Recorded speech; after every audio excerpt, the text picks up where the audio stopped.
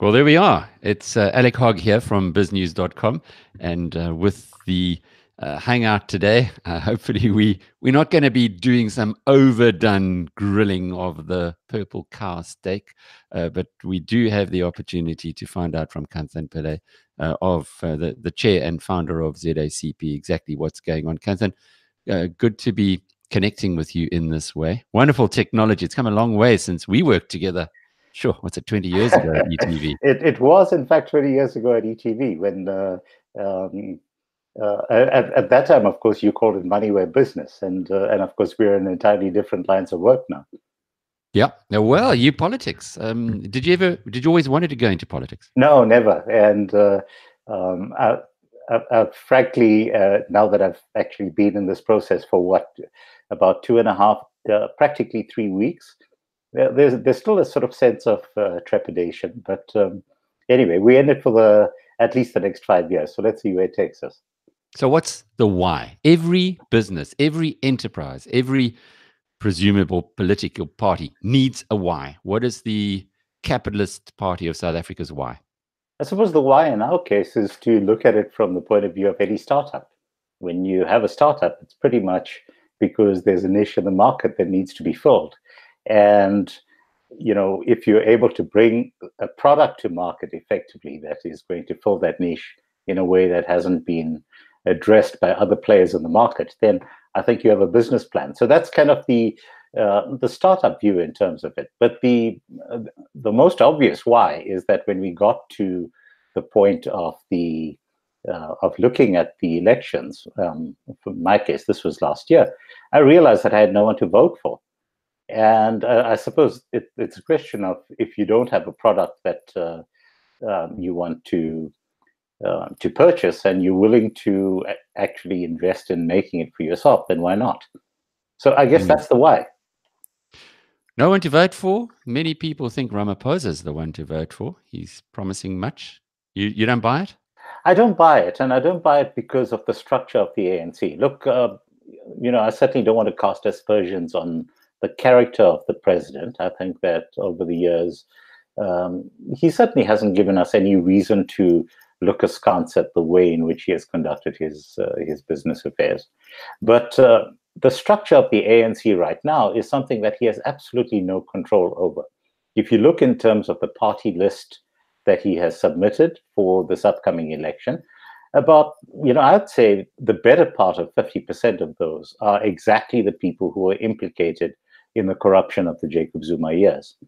And there is absolutely nothing that he can do about removing those people from the list, because the way in which the African National Congress is structured doesn't actually allow him to be able to dismantle all of that mess that Jacob Zuma has put in place. So, yeah, the short answer is that in as much as he might have the personal intention of being a reasonable and wanting to effect change, right now, I don't believe that he even has the capacity to fire people within his own cabinet. So, short answer. Yeah, it's quite interesting. We did a survey on BizNews. We had 2,787 respondents, which is clearly of our market. It's statistically, I think we can, you're the one who knows about these things, but probably statistically proven. Clearly, the market that we're going to is upmarket. It's not demographically or income-wise reflective of South Africa, but I was astonished at how well your new party has done. And just to repeat on that, you got 21% of the votes. Now, for a significant number of people to come in there, that's well over 500 people of the 2,700 who came in, who said, we're going to vote for ZACP in the national elections. Do you think, obviously it'd be great if you, from your perspective, you could get that 21, but would you expect that in such a short period of time, you can make this kind of impact? Look, Alec, the biggest obstacle that we've got right now is actually getting out there to people who don't play in the electronic media space. So I think right now, if you have to look in terms of which audiences are the natural fit for us, then probably BizNews is way up there as probably the ideal target market for us to be going to look for voters. what the issue for us is that we don't have, the sheer financial clout that the major parties have. So they have budgets that literally run into millions. We funded this exactly like a startup. So we've dipped into our own pockets for doing things like putting down the deposit, funding the production of the videos, which has been our main source of getting our message out.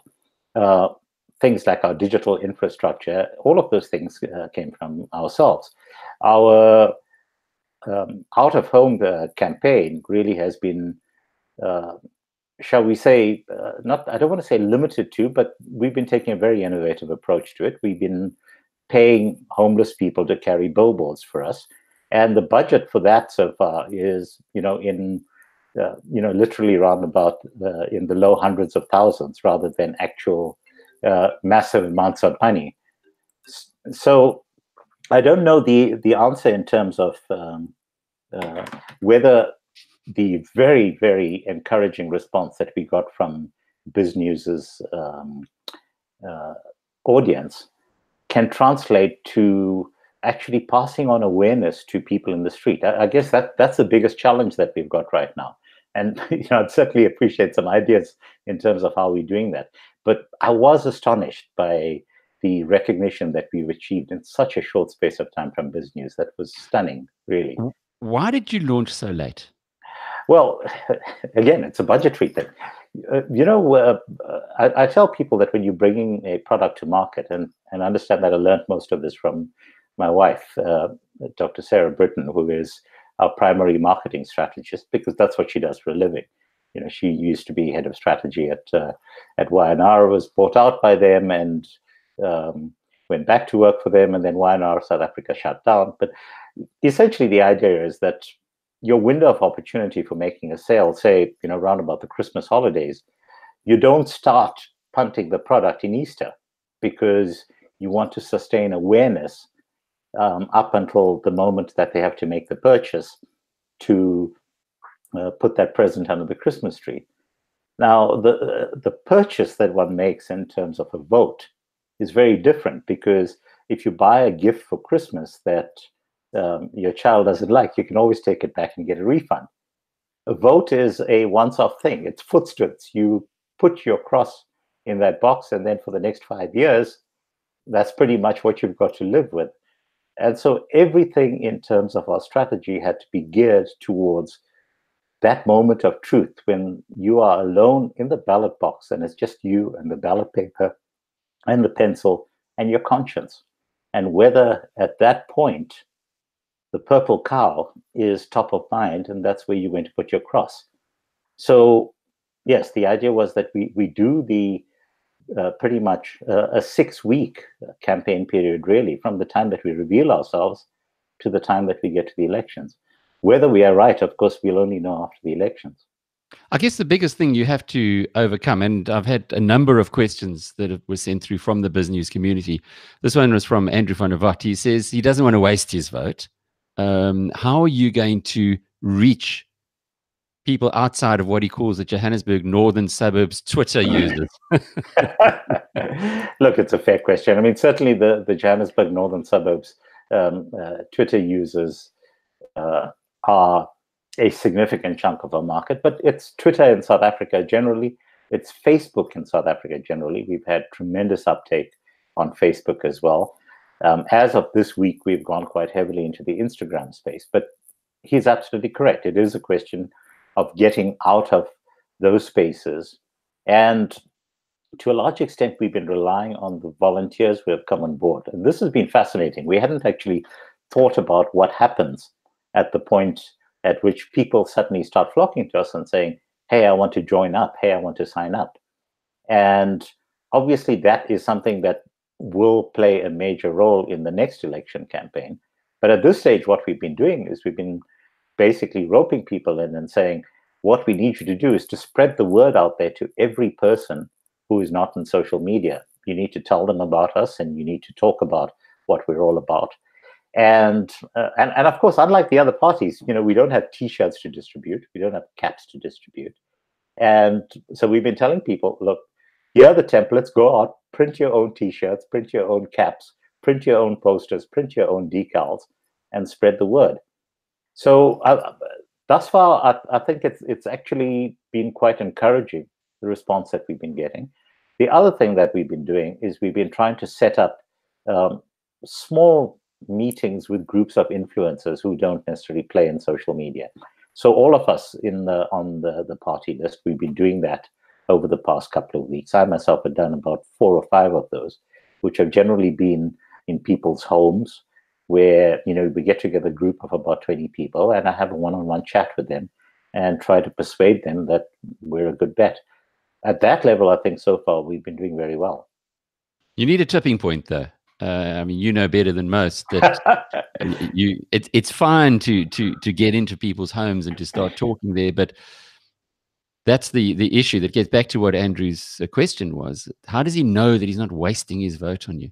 Well, it won't be a wasted vote. I think certainly the question that one should ask is that, look, we are essentially only contesting the national ballot. We're not contesting the provincial ballots, and there's very good reasons for that, because we want to be making our influence in terms of policy that actually goes down at the level of the National Assembly. Now, at the level of the provinces, it's a question of implementation, and that's an entirely different thing. We're not really in the business of implementation. So for my part, I've taken this view that the DA is currently sitting on about 22% of the vote.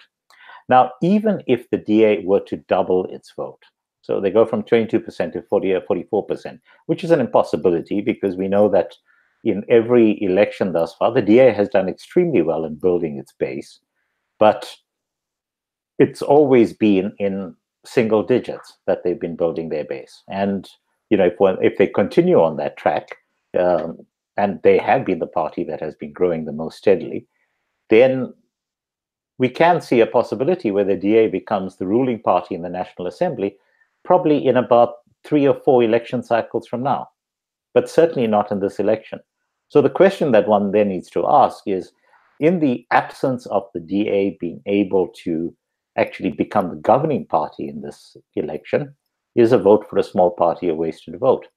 The answer is no, because in fact, the way in which the proportional representation system is structured, the votes for the smaller parties actually count more than the votes for the larger parties. So, for example, the smallest party in the 2014 elections managed to pull 1 seat with only 37,000 votes. The larger parties have an average of about 45,000 votes per seat. So at that level, it's certainly not going to be a wasted vote, because we certainly are going to be in Parliament simply based on the feedback that we've been getting thus far from the social media spaces that we feature very strongly in. And certainly the mainstream media, including yourselves, have been certainly giving us very fair coverage over the past while. So at that level, I don't think it's a wasted vote. I myself am going to be voting for DA in the province.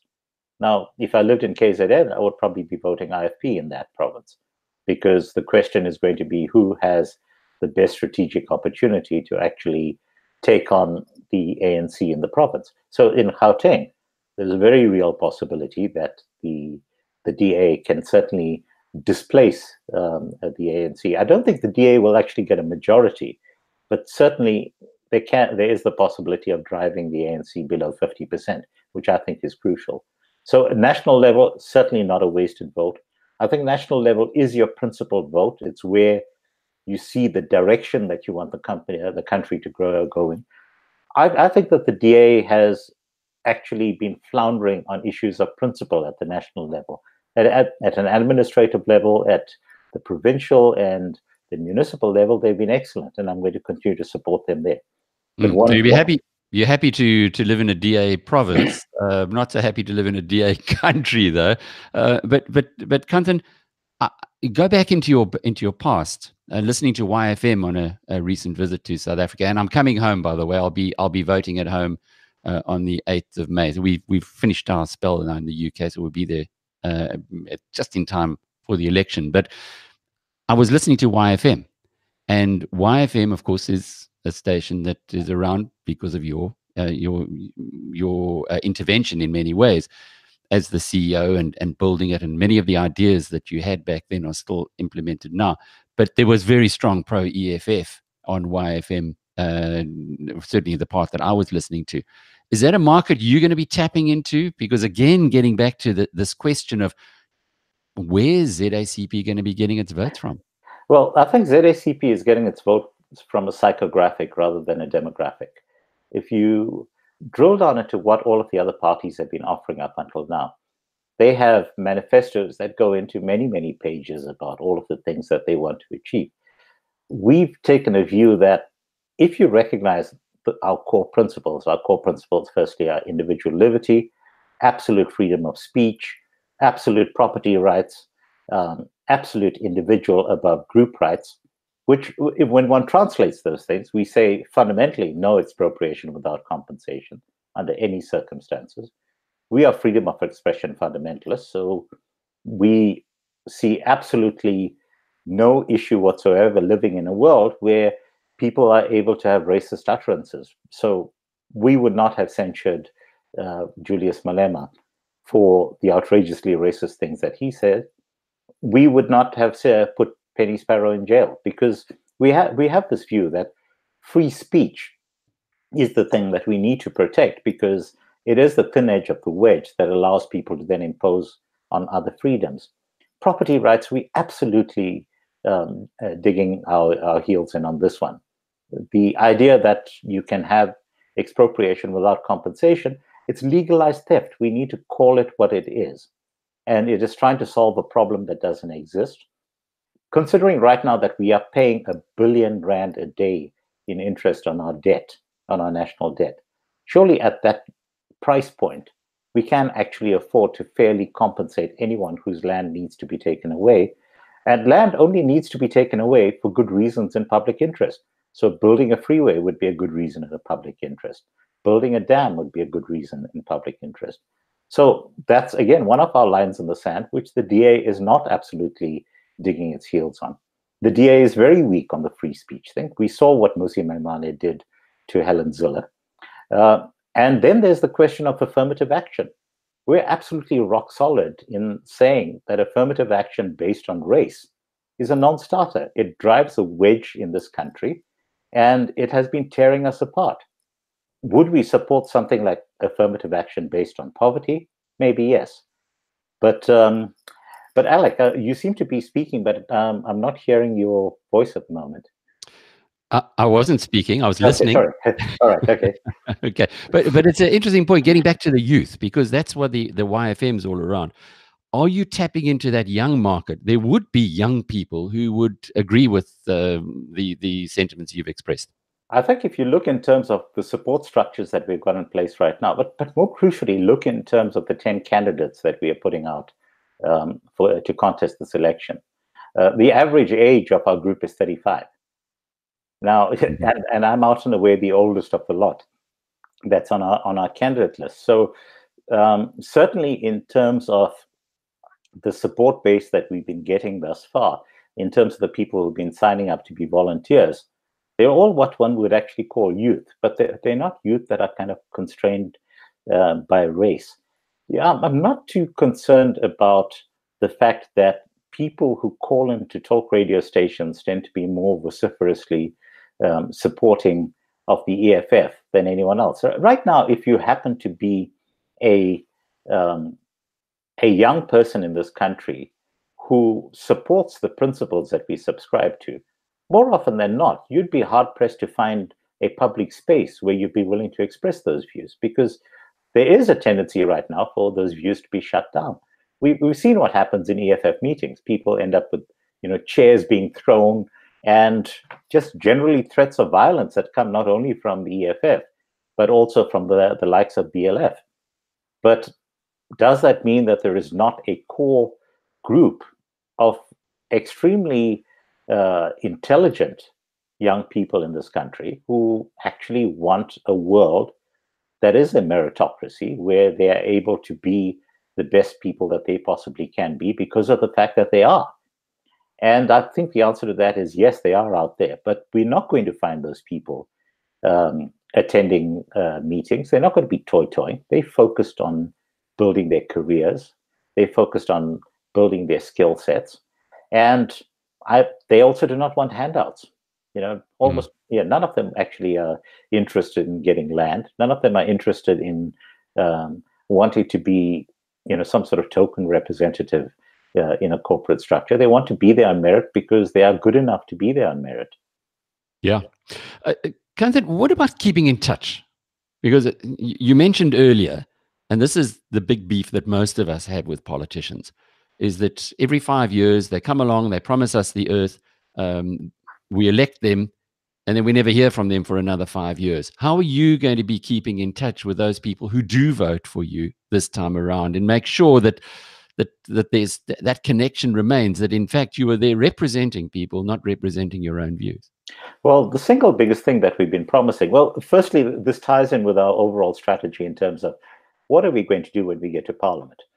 Now, most people think that the important work in Parliament gets done at the level of of sitting in the National Assembly and making speeches. That's not our view at all. Our view is that the real work in Parliament gets done in the portfolio committees. The portfolio committees are what oversee expenditure. It's what oversees drawing up of legislation. And that's where we intend doing our strongest work, because at the point at which something comes for consideration before the portfolio committees, for starters, we'll look at the cost implications of that and whether the same goals, the same outcomes can be achieved far more cost effectively. In most cases, we believe it can be. And at that point, we turn around and tell the portfolio committees, actually, we're on completely the wrong track here. We can achieve exactly the same outcomes by going down this different path, by using the following types of technology. And that's what we need to do. Every week, we intend having a live town hall meeting, exactly like we're doing right now, with a report back from one of the 10 candidates every single week in terms of what we've done in Parliament the week before. And look, that's very easy for us to do. There are 10 of us, we distribute the calendar among us. And every Saturday morning, say at 10:30, we get together, and for a half hour, we tell people, here's what went down in Parliament this week. Here are the areas that you need to be concerned about that are going to affect you. And here are things where we actually need a call to action, because Parliament is being really stupid about this. And we need people on the ground to actually start mobilizing and pulling in every other aspect of civil society to say this is a bad idea. So in terms of the feedback, I think we've got that part covered. It's going to be very personal. We are accessible. I think right now people have discovered with interest that when they post stuff on Twitter, when they engage with us on Facebook, they get response from the 10 people, because it's a space that we live in on a day-to-day basis. So that's the short answer. I think we are far more accessible simply because of the fact that we are small. Alec, when we would speak about how decisions actually get taken in companies, I would tell people that, the advantage of having a small team, like 10 people, you can put those 10 people into an elevator. And by the time you go from the ground floor to the top floor, you can actually reach consensus among that 10 people in terms of a decision. Now, as soon as you get to larger organizations, that becomes unwieldy. How we handle this once we're in Parliament is going to be different, but we'll cross that bridge when we come to it. How many are you expecting? How many seats are you aiming for? How many are you expecting to get? How long is a piece of string? No, come on, be realistic. I mean, you're not going to get over 200 seats, that we know. So if you start converting. Well, we're not fielding that many candidates, so the answer to that is no. But look, the numbers on this are very clear. We need to get roughly about 450,000 votes to get all 10 of us into Parliament. So that's the goalpost for us. If we can actually mobilize 450,000 votes, where do those voters come from? Well, the single biggest place where we expect those voters to come from is that in the last election in 2014, we had 7 million people who just did not bother getting to the polls. They just didn't get out of bed to vote. So they had registered, but they didn't vote. Exactly. And if we can tap into just, 5% of that 7 million and say, hey, we believe that we are actually an alternative that will give you reason to get out of bed and go and put your cross next to that purple cow. And do you think you can do that? So on the one hand, it's not a big ask in terms of the number of potential voters. On the other hand, it is a big ask because 10 seats, for example, is what the IFP currently holds in Parliament. So at that level, we're actually competing, head on with the IFP. But I think it's a realistic space to be playing in. If you consider that back in 1994, the DA, well, it wasn't, it was the DP at that point, and the DP ended up with what, 3 or 4 seats in that election, and they've grown their base steadily since then. So if we consider the path that the DA has taken, starting from an extremely small base, I think that pushing for 10 seats is something that is achievable, but we will only achieve it if we get the message out to enough people, and that is the trick question. I certainly think that in all of the engagements that we have, once we walk people through our principles, what we hope to achieve, how we intend going about it, everyone comes on board. But the trick is going to be between now and the 34 days before the election, to actually reach enough people and get that message across. So, okay, so it's proportional representation is in your favor on the one side. So whoever votes for you, they know it's not going to be wasted. If there's 37,000 votes, if that's all you get, you at least get one person who's going to go and cause chaos in Parliament, disruption. So I presume that's you. You would be the chaos causer. Look, we're very clear based on the support that we've been getting right now. Just looking in terms of the analytics that we've been running on social media and so forth, that right now, on the assumption that everyone on across the various social media platforms who say they support us actually go out and vote for us, then we're probably going to get at least 4 or 5 seats. That's a good start. Yes, but it actually means that when it comes to the moment of truth, because we can't read too much into these analytics at this point. But I'm saying that getting the message out to enough voters to attract 10 seats is not an impossible task. But we certainly don't have the budgets that everyone else does for doing things like radio ads, for example. I firmly believe that reaching out on radio is still one of the most powerful ways to reach a larger audience. But that actually requires an extra, several $100,000, which would actually at this stage require that we dip into our pockets. Even more, I presume. Yeah. From what you do. Yes, but even just more. on the specifics. Yeah. I'd really like to get into a few specifics now. But before we do, the feedback has also been coming through that you are splitting the DA's vote, or in other words, you're to the right of the DA. You will make them weaker in Parliament, which means a weaker official opposition, which means the ANC will be able to ride even more roughshod over them into the future. What's your comment on that? I certainly don't think that we're making a weaker DA at all. In fact, I think we actually strengthen the DA's, what used to be the DA's core values. Because very simply, if we get to the stage where the populace within the DA, and there's a massive amount of them now within the DA, and they've been, speaking racial demographics and all of that type of rubbish. I mean, you had the DA spokesperson saying that more than 50% of the DA's candidate list are now constitutional blacks, and my response is, what utter rubbish! Surely the premise of what we're trying to do in South Africa is to build a non-racial society. Very simply, when it comes to matters of legislation, where our views are actually aligned with the Democratic Alliance, we'll vote for them. By the same token, if on the matters of principle, our views happen to be aligned with the ANC, we would vote with them on that instance as well. Although it's highly unlikely that we would have many instances where our views are aligned with the ANC. But these are matters of principle. One example that comes to mind is if there was a vote that was tabled by the ANC that called for complete disclosure on all party political funding, we would absolutely support that because it ties in with our principles, not because it's ANC. So by and large, I think you can expect us that on many things, we will in fact strengthen the DA's hand by voting with them. But immediately at the point at which they go down this race-based rubbish that they've been doing recently, then we will give them a smackdown. And I think that that's our strength, and it's a reason for people to vote for us.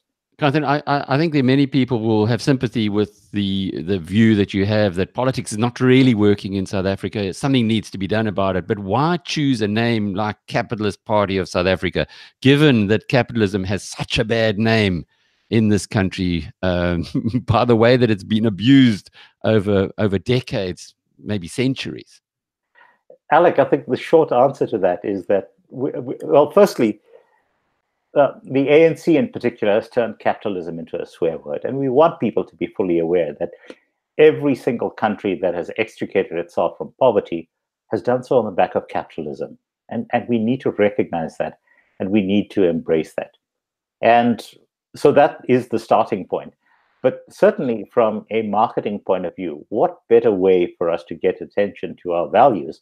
And if you look at our values, in fact, by and large, they're classic liberal values in terms of free speech, individual rights, freedom of association, and so forth.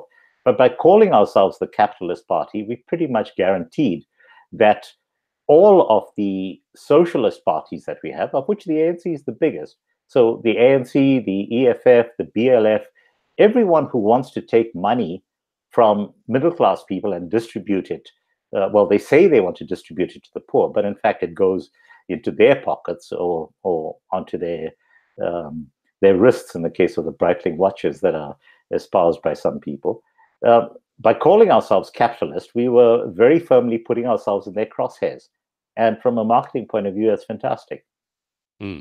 Okay, some specifics and relatively short answers to these ones. Regulation versus common law. In other words, when you have a look at the way that a society should develop, are you in favor of regulation, or should the common law practices prevail? I think regulation is certainly needed in some cases. For example, we've had this absurd scenario where we've had pollutants being, sewage being dumped into the Vaal River, which ends up in the Vaal Dam. And clearly that's not in the public interest, and clearly regulation is called for in that case. But there are other cases where regulation is absolutely not necessary. We've seen, for example, that recently law has been passed that's empowering the Film and Publications Board to police the internet. And this is so outrageously stupid that how does one actually enforce something that is so absurd? So generally, by and large, we feel that people, particularly in local communities, are able to reach agreement among themselves in terms of what's best for that community. And really, one should let that happen. I think that there is a very strong case for some municipalities having very strong regulation around things like, let's say, what is possible for one to do in public spaces. I mean, like, should one be in a position to play loud music on the beaches in Durban? I think the answer to that is clearly not, because it turns away other tourists and it's in the interest of that community.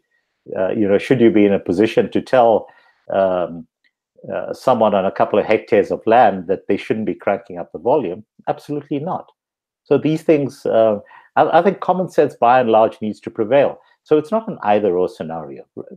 Regulation is important in many cases, but we are an over-regulated society, particularly in terms of business. As soon as you start imposing things like minimum wage constraints or racial barriers in terms of who you're able to employ, or preference for particular sectors over others, I think we are hiding to nothing. So yes, I favor less regulation, but that doesn't mean that we just turn over everything to anarchy. Yeah, the insanity of what you've just mentioned now is that regulation actually protects the status quo in big business. It doesn't allow the freedom to come through. But that's a whole nother subject. Here's one another question that came in: capital punishment, the death penalty. Where do you stand on that? Look, at a personal level, I've always spoken out against the death penalty, and to this day, I'm against the death penalty. And look, the reason why I'm against the death penalty is I think that given our history in this country, it would be absurd to give the state the power to kill us, because we've seen what happens when you trust governments to be able to execute people. It's only recently that we commemorated the execution of Solomon Mahlangu, whose crime was really to support an organization in exile. Do we want to go back down that path where we give a government, particularly the ANC government, the power to arbitrarily execute its opponents? Now, I'm absolutely in favor of people being able to kill people in self-defense. I have absolutely no problem with that whatsoever. If someone is attacking you and you're able to blow that person's brains out in order to protect yourself and your family, by all means, go for it. And we will defend you in court of law. But after the fact, once the threat has been eliminated, executing a person is just getting into the culture of revenge. I don't believe we need to be in that type of society. That brings us, I guess, very appropriately into your whole view on how to combat rape. Quite a controversial suggestion that you have that girl children get taught how to use firearms. What about the unintended consequences of that?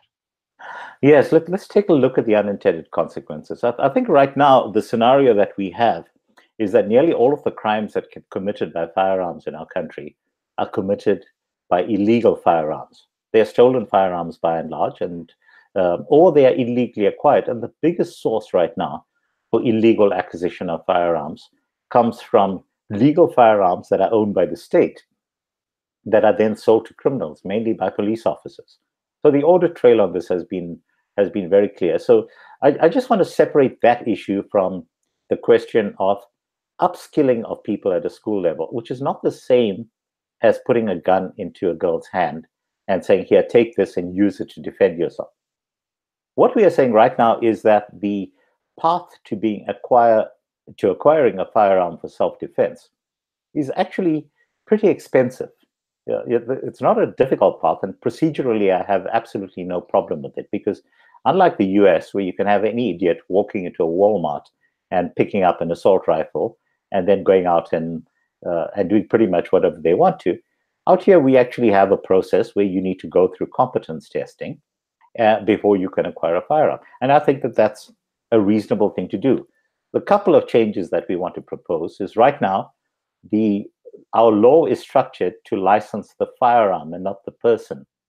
And so every time a person wants to acquire a new firearm, they have to go through the entire test again. This is like saying every time we buy a new car, you have to go out and take a driving test all over again. So we want that changed. We are saying license the person for competence in a particular category of firearm. And by the way, we're not able to legally acquire automatic rifles right now, and no one is suggesting that for a second. So the first thing we want is for the process of licensing to be changed so that it's more sensible. The second thing that we are saying is teach the competence at school level so that you actually, at the school level, become familiar with the safe use of the gun. You are taught the circumstances under which you are entitled to use it, the circumstances under which you should avoid using it, and how to ensure that your firearm doesn't get compromised, by leaving it around for your kids and that type of thing. Now, what this then allows us to do is that by the time that young girl ends up graduating from university or starting her first job, she is then in a position to go out and acquire a firearm for self-defense very quickly and very effectively. So we're not saying give guns to everyone. We are saying make it easier for women in particular to be able to be trained, to be competent in the use of firearms. And once they're competent in the use of firearms, to safely then acquire them. And our view is that even if 1 out of every 5 women ends up acquiring a firearm for self-defense, there's a ripple effect that kicks in through the rest of the community, because the perpetrator is then never going to be sure, is this person carrying, and is she going to be able to take me out or not? So those are the broad brushstrokes. I think people immediately get quite uptight when we talk about guns.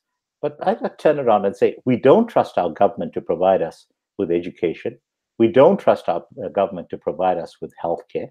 We don't trust our government to look after our elderly. I mean, if you look at life as Sedimeni, we don't trust our government to keep the lights on. But yet you want our government to be the only people who have legal firearms at their disposal. I think that's absurd. Traditional leaders. Traditional leaders, yes. I have no problem with traditional leaders. I have a massive problem with traditional leaders being custodians of the land that they control.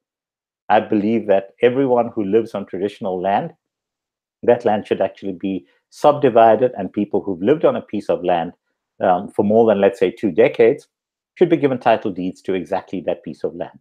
I think there's going to be a massive ripple effect that then translates into an economic boom, because people will then be able to use that piece of land as security to then acquire bank loans, which will then allow them to improve the property, start businesses, and so forth.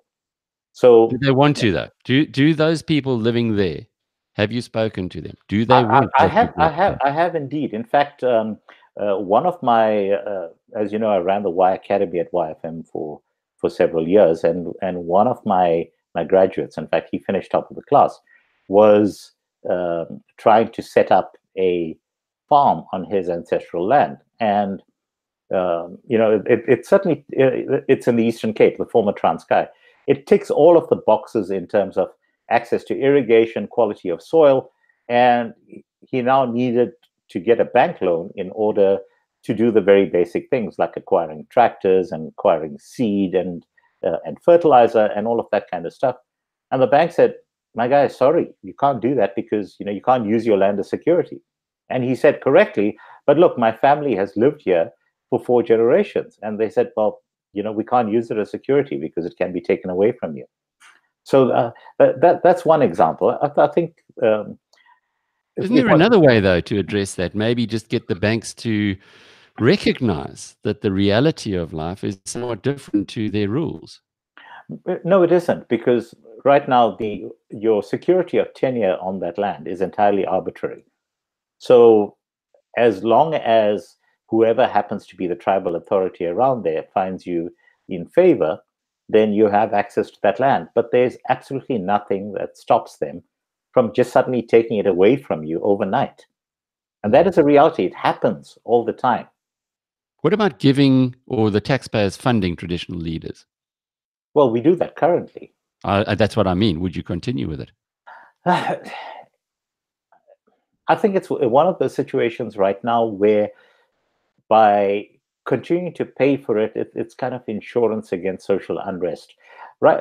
One cannot just simply rip out systems that have been there for, literally hundreds of years and expect that there will not be chaos.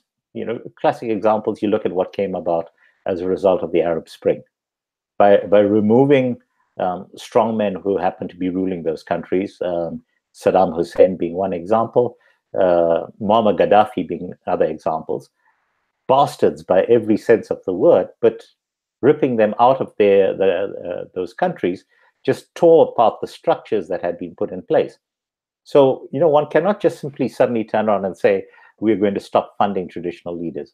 I think that in the medium term, as people get more and more prosperous and become more and more capitalist, shall we say, then you will have a situation where it will eventually diminish. And we'll get to the stage where we have our own Magna Carta. Remember, that's exactly what happened in Great Britain. 1,000 years ago. Yeah, exactly. Mm. You touched on a bit of international stuff. Where do you stand on foreign policy? Who does South Africa align with? I'm sure you followed the recent developments in the DRC as an example, and the craziness that's going on in Tanzania. China, is it a friend or a foe? Is America a friend or a foe? And so on. How do you look at those things? Yeah, I think, again, our approach to that kind of stuff should not be binary. Enlightened self-interest, I think, should always be driving our narrative as a nation. And enlightened self-interest means that even though we have a very strong view in terms of human rights, and we have a very strong view in terms of things that we hold dear in terms of our constitution, but at the same time, pragmatism needs to be foremost. I mean, currently, for example, we buy oil from Saudi Arabia. Now, at a number of levels, it's completely incongruous with our human rights values. I mean, Saudi Arabia's track record in terms of rights of women, in terms of gay rights, is completely at odds with the way in which we live in this country. But it doesn't prevent us from buying oil from them. So my view is that if the best source to buy oil happens to be Iran, even though we know that it is quite a tyrannical regime at a number of levels, we should be buying oil from there.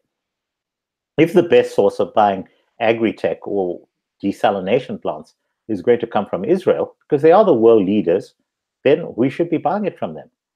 Should this affect our stance in terms of human rights in either of those places? No.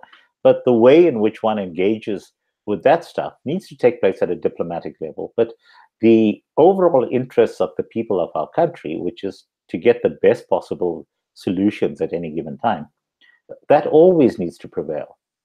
Now, something like the question of Iran, for example, clearly it's not black and white, because we have to balance our desire to trade with Iran with the very real consequences of upsetting the United States. Now, upsetting the United States has very real consequences for us, because AGOA, the African Growth Opportunity Act, allows our goods to enter the US duty-free. And that means that a significant chunk of our export market from this country is hugely dependent upon the goodwill of the Americans. So if the Americans impose sanctions, and the cost of going against those sanctions is going to be losing access to AGOA, it's a constant balancing act. But there can be no black and white on this stuff. Very complex, and I think that's the message that I'm getting from you anyway, is that don't be binary on those things. Okay, a couple more things to go to before we close off. One of our correspondents has been talking about a cabinet of coalition. So he's saying, come the 8th of May, South Africa rejects the ANC. It drops its share of the national vote below 50%. A coalition of the smaller parties or the other parties would then take power, perhaps potentially, it might be his dreamland, but would you serve in a cabinet of coalition? Would you be part of a coalition against the ANC, with the ANC? Alec, I think if one looks at the numbers right now, it's pretty much an impossibility that will actually happen. I think that the possibility of the ANC dropping below 50% is real. In fact, I'm certainly very hopeful that will be the case. But if one looks at the principles of the parties that are not the ANC, the probability of drawing in the other big players is, after the DA, the EFF is currently the third biggest party. Is the EFF and the DA likely to go into a coalition when they're so diametrically opposed on so many things? I think not. I think if one looks in terms of what has happened in the city of Joburg and the city of Tshwane, it has been workable simply because the EFF elected to stay out of the fray and actually voted with the DA to put those particular mayors into office. But on matters of principle, they disagree fundamentally. And any attempt to put together such a coalition in the National Assembly is just going to fall apart so quickly.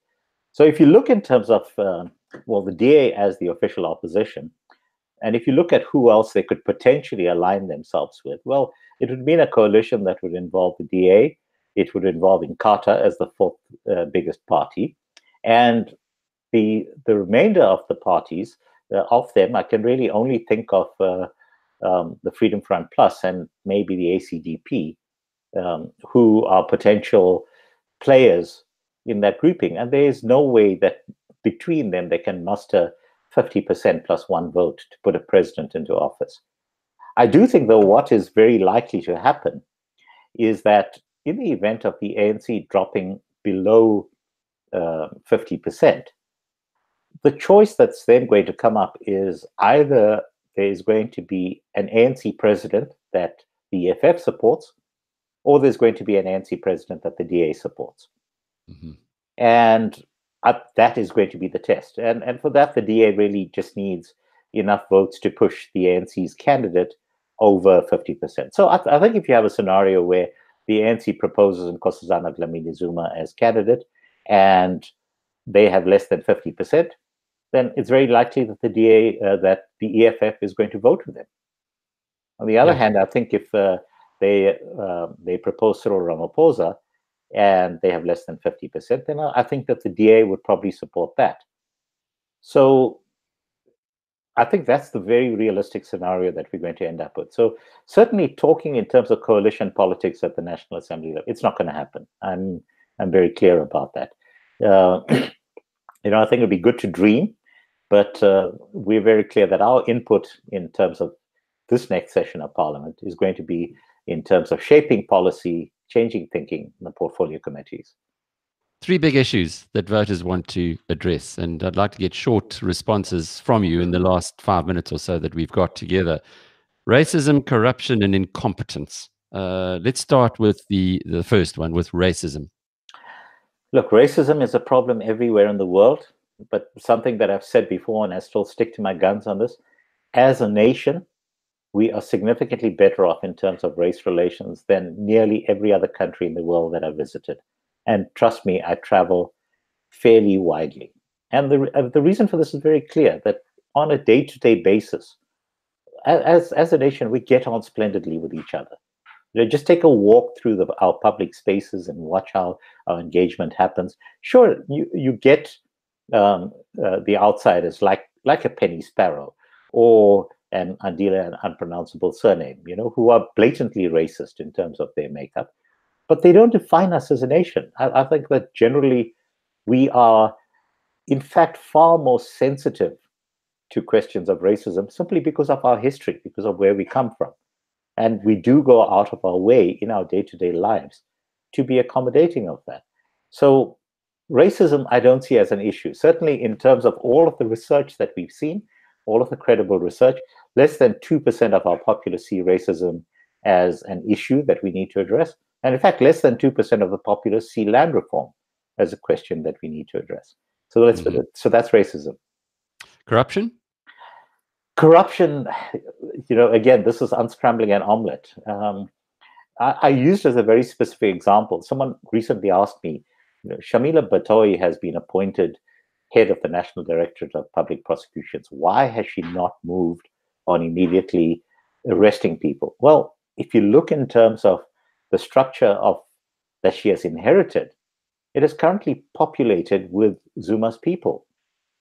And right now, if she's even drawing up a docket in terms of people that she wants to actually bring to court, before you know it, just simply by virtue of the structure of that organization, that stuff is going to be leaked to those perpetrators, who are then going to be able to build counterattacks in terms of their case. So this weeding out process, using the NDPP as an example, has to take place at every conceivable level of government. And where does one actually start? It has to be done slowly. It has to be done piecemeal.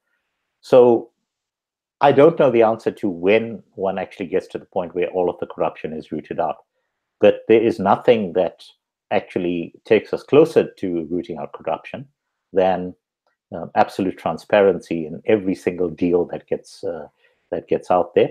And in fact, one of the things that I'm very clear about is that we are going to push very strongly for lifestyle audits on every single politician once we get into Parliament.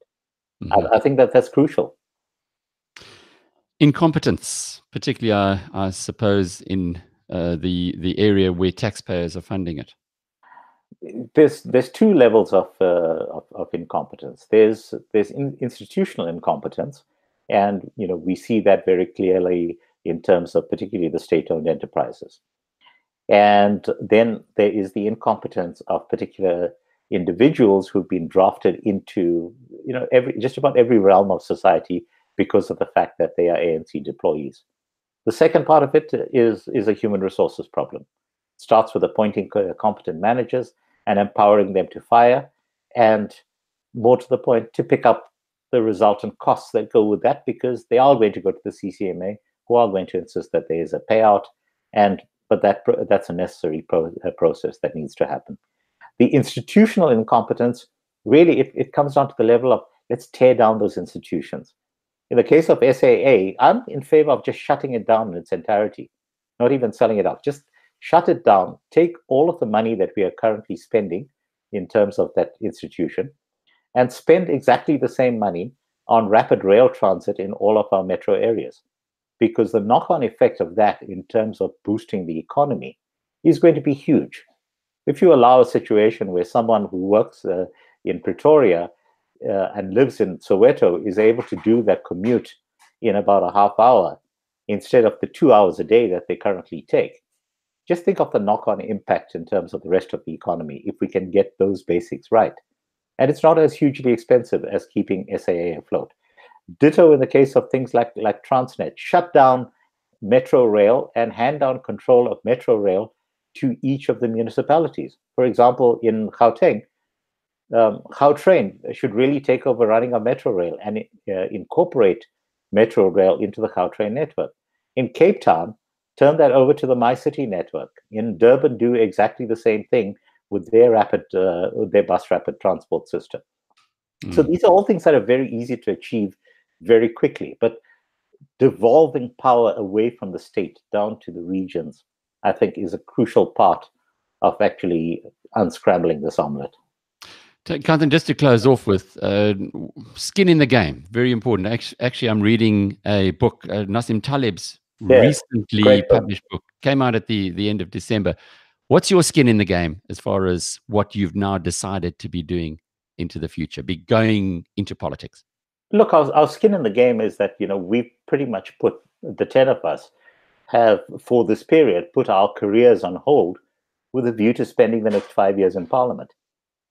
And obviously, we've committed our resources to this, our human capital, our financial capital, with a view to getting ourselves in Parliament, with the very real belief that the 10 of us can make a significant difference. Obviously, in the event of that going pear-shaped, well, we're out of pocket, and we've wasted about 6 to 9 months of our lives. But the beauty of that is that we're all eminently employable, and we all actually have careers that we're able to fall back on. So we're in this for the long haul. We really believe that we can pull this thing off, and I'm pretty sure that we're going to do so. So I'm not really stressed about it. But yes, our skin in the game is that we very definitely put forth our own resources and our own time, which is the most valuable thing that we have, and I don't think it's going to be wasted.